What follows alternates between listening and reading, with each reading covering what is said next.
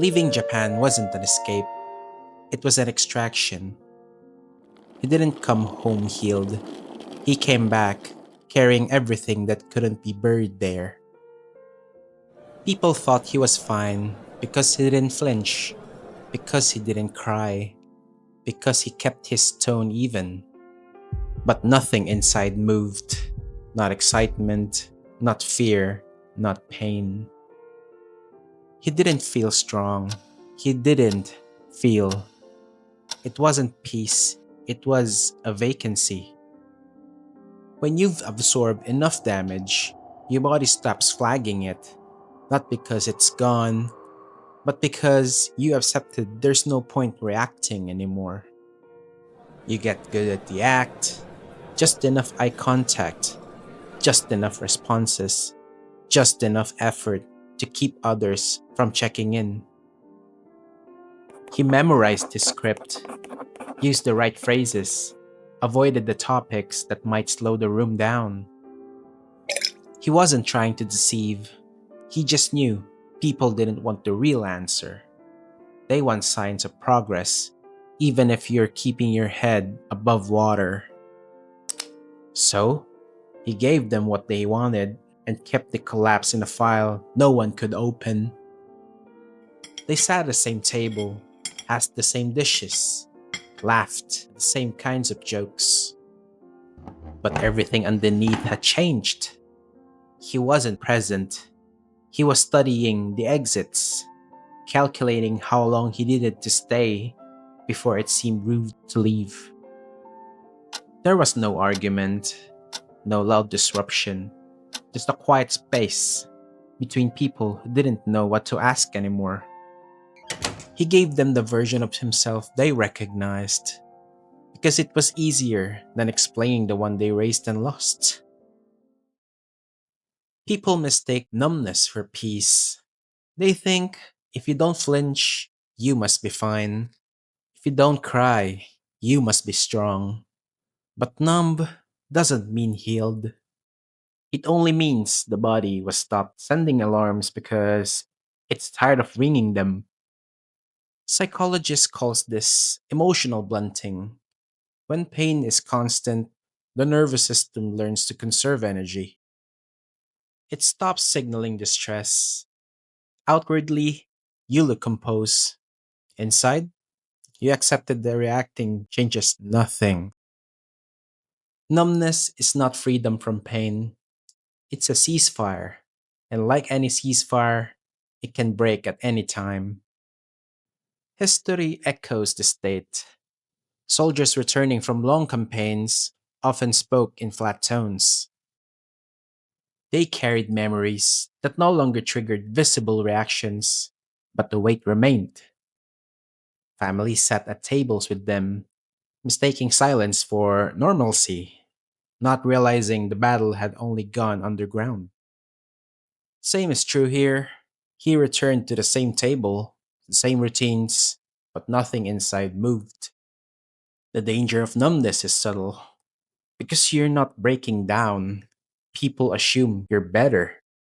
They stop asking, they stop watching, and slowly the performance of I'm okay becomes the mask you wear to protect them from what they don't want to hear. But the mask doesn't heal you, it only keeps the wound sealed so that no one can see it. Yet, there's a kind of precision hidden in numbness. When emotions no longer flood every decision, you gain a cold clarity. You can move through rooms without needing approval. You can endure without displaying cracks. That's not recovery, but it is a function. And sometimes function is what buys you time until structure forms. So the test is this: numbness is a shield, but it's also a trap.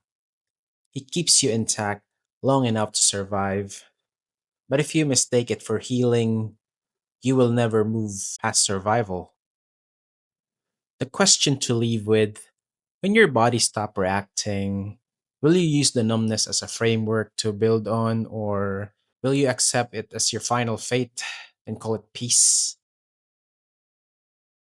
He didn't ask for closure, didn't give warnings, didn't explain. He just stopped showing up in places that make himself shrink. Not out of bitterness, but because he finally accepted that explaining himself was kind of begging. He wasn't angry anymore. He was done. There's a calm that comes with no longer trying to be understood. Not every departure needs a note. Sometimes the cleanest move is the one no one sees coming. There were people he thought would be a part of the next chapter. Turns out, they were only written into the prologue. The shift didn't come from betrayal, it came from outgrowing what once left permanent. They didn't fight, they just ran out of overlap.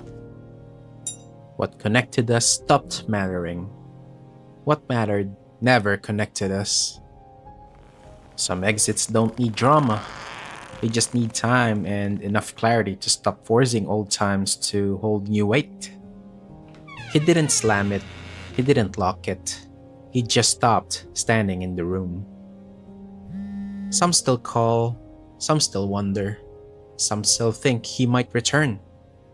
But he won't, because the version of him they remembered doesn't live here anymore. Leaving isn't always loud. Sometimes the loudest move is leaving nothing behind to chase. And the most respectful exit is the one that doesn't require cleanup. Most people believe departure requires a statement, a note, a fight, a door slam to mark the end. But some exits leave no announcement. They come from quiet refusal when you stop showing up in the rooms that shrink you. That's the lesson here. Not every exit needs a ceremony. And there's calm in that. The kind of calm that comes from finally refusing to trade energy for explanation. For many, leaving clean feels unsatisfying. They want a story, a reason, a closure to put in the file. But explanation is often just a softer form of begging, begging to be understood, begging to be granted permission to leave.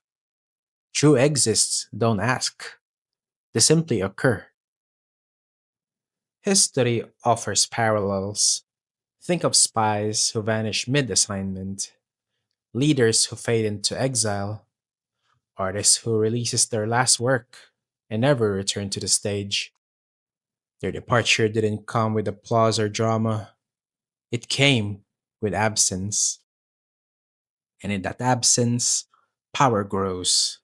Because the ones left behind are forced to fill the silence with their own interpretation. This chapter captures that sharpness. He wasn't bitter, he wasn't dramatic, he was finished. And there's calm in that. The kind of calm that comes from finally refusing to trade energy for explanation. He let the absence speak for him, and absence often speaks louder than words ever could. Strategically, this is control. A loud exit ties you to the past, a clean one denies people leverage. It closes the loop without offering them a way back in. And when you stop trying to be understood, you step into the charity most people will never touch. So, here's a tension that exists without ceremony is easy to misunderstand. People will project reasons, invent motives, rewrite your story to fit their comfort.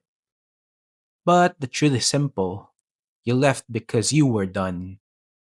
The question to leave with is this: when it's time for you to step out of a room, will you need to be seen leaving, or will you trust the weight of your absence to say more than your words ever could? He didn't want to fix the old version of himself.